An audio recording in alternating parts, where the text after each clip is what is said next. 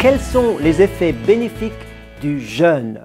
Le jeûne est une pratique qui était courante pour beaucoup de personnes de l'ancien temps, mais aussi aujourd'hui. Beaucoup de personnes se privent de nourriture pour peut-être boire beaucoup, mais aussi pour vivre quelque chose dans une dimension spirituelle au travers du fait de se priver de nourriture pendant un jour, 2 jours et voire plus. Je ne voudrais pas entrer en détail sur la manière dont vous désirez vivre un jeûne, mais je voudrais voir avec vous quelques remarques bibliques qui nous encouragent au jeûne.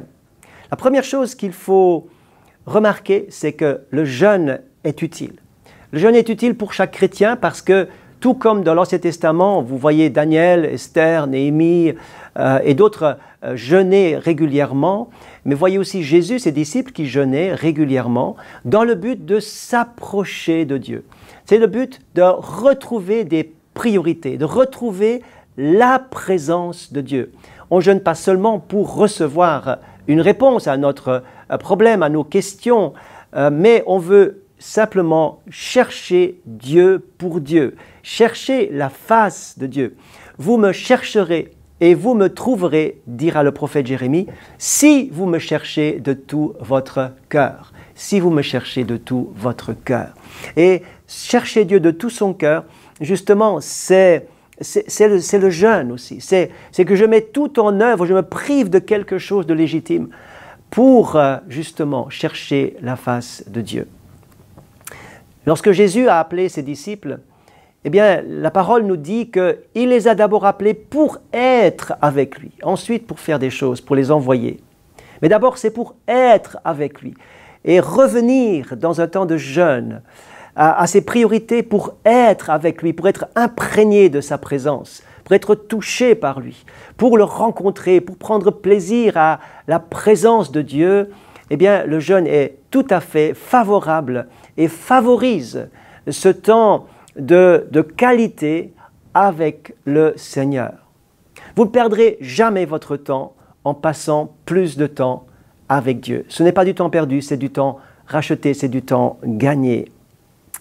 Si quelqu'un a soif, dira Jésus, qu'il vienne à moi, qu'il boive. Donc le jeûne veut aussi déclencher cette soif, veut faire grandir cette soif de Dieu.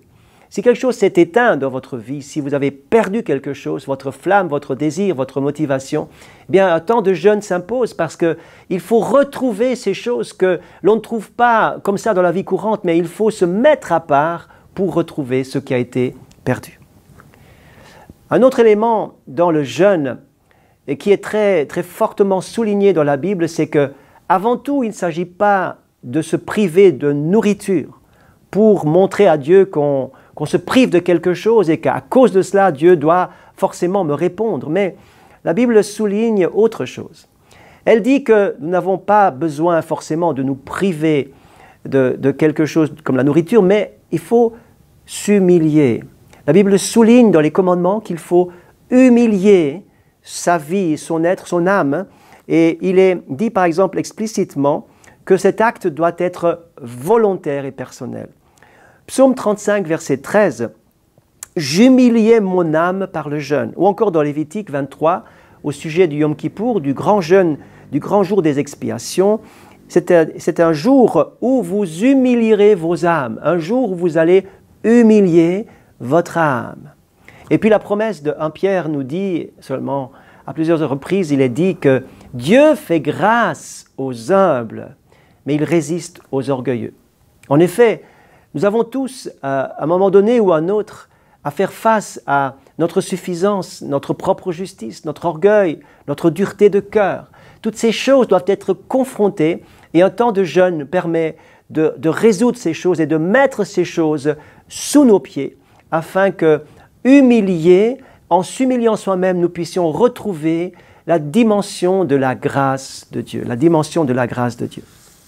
Le jeûne est aussi, et répond particulièrement à un besoin de purification. C'est comme si dans une pièce, vous allez allumer un spot ou une lampe très puissante et vous allez voir toutes les poussières qui volent dans l'air, toutes les choses que vous n'aviez jamais remarquées et qui sont bien présentes. Et dans un temps de jeûne, eh bien, notre cœur est éclairé par la puissance du Saint-Esprit, de manière plus forte, afin que nous puissions enlever, nettoyer, éliminer ces choses qui se posent sur nous, ces choses qui nous encombrent, ces choses qui nous salissent, ces choses qui ne plaisent pas à Dieu et que Dieu voudrait traiter. Et ce temps de jeûne est un besoin de nettoyage, de repentance.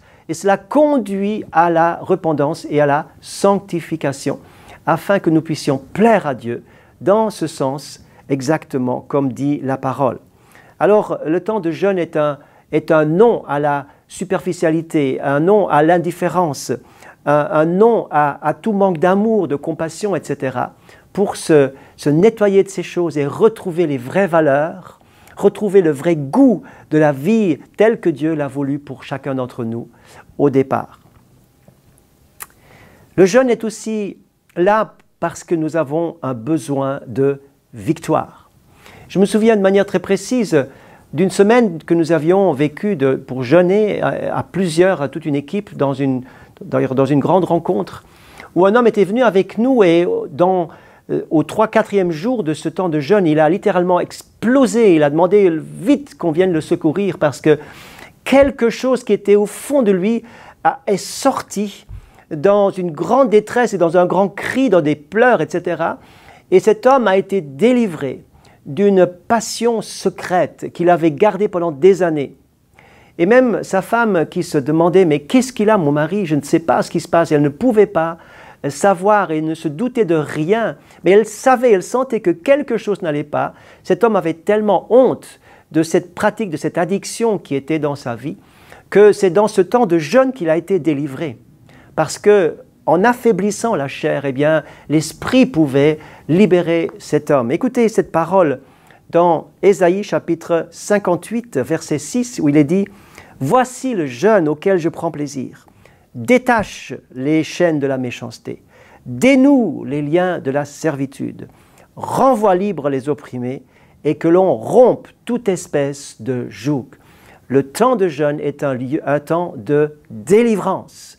Et Dieu agit toujours en réponse à la prière, dans la mesure où nous nous investissons vraiment de tout notre cœur, de toute notre force et de toute notre détermination pour chercher sa face. Et j'aimerais vous dire, ça marche. Le temps de jeûne est également un besoin de recevoir un miracle personnel et des réponses personnelles. Je ne peux pas oublier ce temps où à la fin d'une semaine avec l'Église, nous étions très nombreux, nous terminions cette semaine de jeûne autour de la Sainte Seine.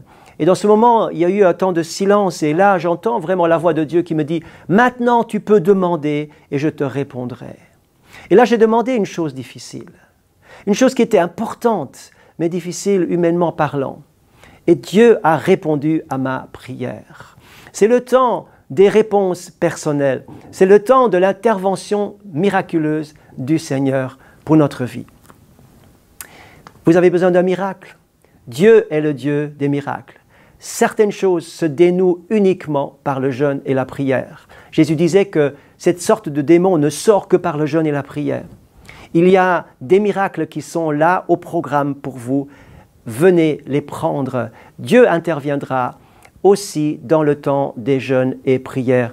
Bien sûr, c'est laissé à notre libre appréciation. Ce n'est pas un ordre, ce n'est pas un commandement.